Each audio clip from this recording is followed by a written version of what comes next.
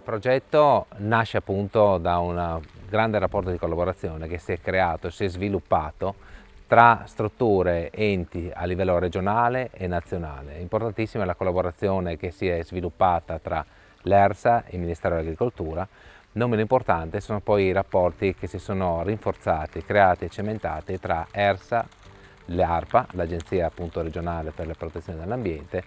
la regione stessa con la direzione caccia e pesca e l'Università degli Studi di Trieste, in particolare con la facoltà di biologia marina.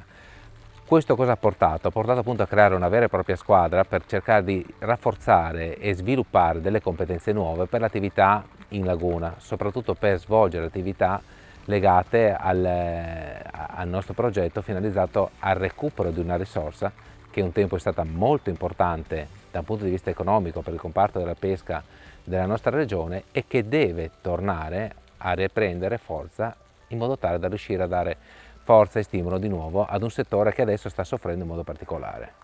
Il giudizio esatto sul progetto è positivo, sia per i risultati che siamo andati ad ottenere, per la tipologia di attività che abbiamo svolto, ma soprattutto anche per la squadra che si è messa in campo e che è pronta anche ad affrontare nuove sfide, nuovi progetti per progettualità future.